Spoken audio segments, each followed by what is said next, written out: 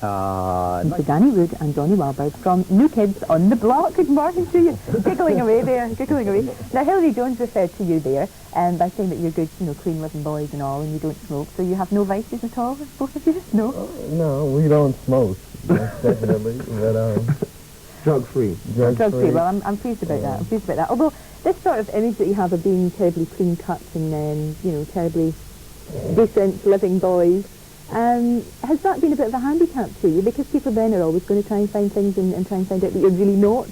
Well, it's not really been a handicap because it's not really what we call ourselves. We don't really call ourselves. Hey, that's me, Danny Wood. I think they got that wrong there. That's all right. I think they got that wrong there. Difference. Anyway, we don't really consider ourselves to be clean-cut, and, we just consider ourselves to be positive-minded people, and drug-free people, and we don't feel that to be a handicap to be drug-free and to be positive-minded. We feel that, to be a blessing, you know what I mean, to have the strength in this day and age, to be drug-free and to be positive-minded, that's staying a step ahead of the game, you know what I mean? So people can say what they want, but we'll always be a step ahead, What about all the stories that we saw coming out of America? I mean, it seems that anything you do, anything you do at all makes headlines. The stories about the alleged arson or something in a hotel. What was all that about? Because we got such a confusion. We got such a confused version of that. Well, that was the world famous arson with no fire case. That was promoted all over the world. You saw all this talk of arson, but there was absolutely no fire. What was it? High spirits in your part? Was it just you just having? It was just goofing around, and it was just a lot of people really not being able to deal with the pressures of hordes of fans and hordes of press and, people who just weren't used to that hysteria, panicking in a time that really didn't deserve too much panic. You know what I mean? And people reacting to a situation of goofing off, which is exactly what it was, and making it something much more serious than it was. It was like I turned on the news the next morning, after the alleged fire, and it says Donnie Wahlberg faces 20 years in jail. You read that. And I was like, 20 years in jail for what? And it says first-degree arson. I said, oh, arson. And they said I tried to burn a hotel down, which was full of my family members, band members, road crew. Our whole entourage was in the hotel. And they're saying I tried to burn it down to endanger the occupants, which 90% of the occupants were with me. You know what I mean? Well, Danny, how do you cope with it? I mean, how do you cope with the fact that anything that you do, doesn't matter what you do, it's going to make headlines? I mean, did you believe that when you were struggling away, that when you became successful, this is what it was going to be like? I never thought we'd get to the point we're at, so I never imagined what the press would be like and stuff like that. But basically, I mean, something like that was hard for him to deal with because there's basically people that just taking cheap shots at him. But when it's a group thing, and it really doesn't bother me when they write stuff, bad stories. I just let it, Do you ever read it, or do you just not even bother? Well, I just read the headlines and I don't read it. You don't bother? Really, too, it depends on how it's approached. Like tabloid journalism, that's funny. We're entertained by that too, tabloids and stuff. But certain writers every now and then try to, they overstep their boundaries, and it's really something that you can take lightly or don't take lightly, and some of us in the group take it lightly and some don't. If you respond to it, though, that in itself becomes a story, because that's what's happened this morning in the Sun. So if you actually respond to the criticism, they actually use that as a story, so they get more stickers from it. Is that a bit of extra stuff between me and my pal over at the Sun? He knows what's going on. Now, you don't, we've established that you don't smoke and you're good, clean-living boys, but you stick on lollipops? Oh, yeah. All the time? Good for the breath. Brush your teeth. Yeah, I brush my teeth. We all brush our teeth. I don't need to. Were you being accused of not brushing your teeth?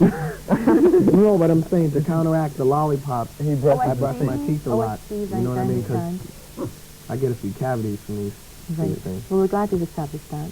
Boys, thanks very much indeed for the moment. We're going to go cook. I know. I've heard this. I'd like to know why Danny's dressed for a polar expedition at the top and a swimming expedition at the bottom. What's going on here, Danny? No, I'm going to the gym after this interview. Yeah, I got my gym bag. Oh, how very relaxed. Yeah, he put off the gym. What is the secret? What is in the bag? Just, some water, my gloves. Some dollars in there? Look, I can see some American dollars. Yeah, some leftover notes and what a mess. birthday cards. you know, Boy meat. yeah, I'm going to the gym after this. Right. Yeah, you're going to have to run off Caerphilly, Kedgeree, in the Rusty Lewis. Thank you. We'll take a break. Okay, there it is. Donnie, Danny, Rusty, all the East.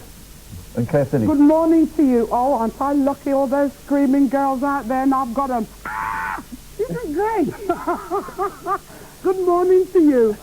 Donnie and Danny, Mac, what is it? Donnie and Danny are going to help me to make a really traditional British breakfast. Do you want a cup of tea? No. Now, what it is, it's kedgeree, and that's haddock. Kedgeree. And kedgeree. This is haddock? Haddock, yes, smoked haddock. Though. Yes, smoked haddock. The tea in it, yes, you can have some tea. And what we're going to do, we're going to do some rice. We're going to cook some rice. Yeah, that's right. Well, yeah, this rice is basmati rice. And I'll show you. Basmati, do you know it? No. Do you like rice? Remix rice. No, it's absolutely fabulous. rice. Look, no, smell that. You have the flavour of it. Wonderful.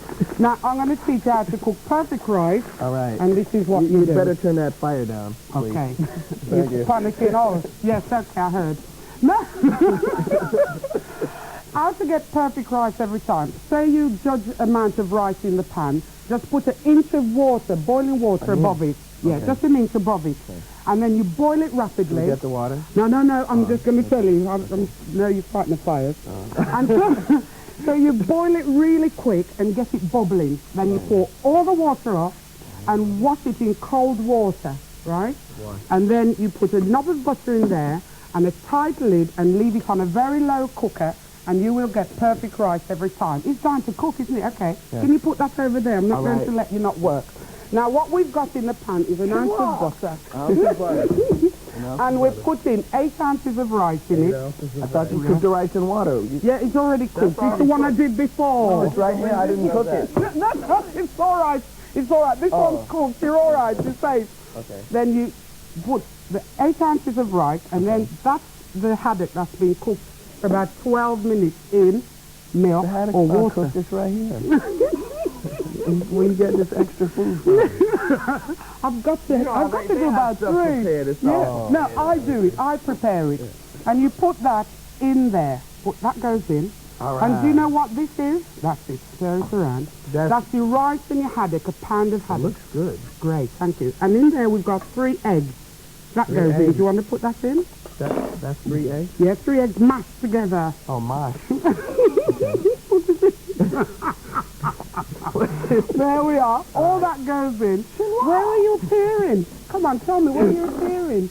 We're Wembley Arena. Wow. We're doing a few shows over there. Oh, super. Yeah. Super, yeah. Oh, and you can come down and cook. Would you like to, I'd rather watch you. I'd rather come and watch. That would be good. Let's go out to eat. Let's go have dinner I'll come. together. Yeah, You let's have dinner together. Can you hear this? I'm going out to dinner with the boys. Yes.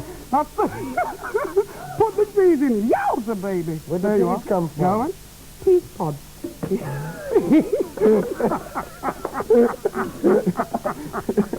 And then you put that in.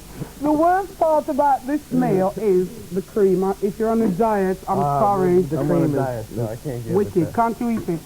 Can't you have the cream? Well, put some fruit punch in there. No, not fruit punch. Okay. 5 fluid ounces of fresh cream.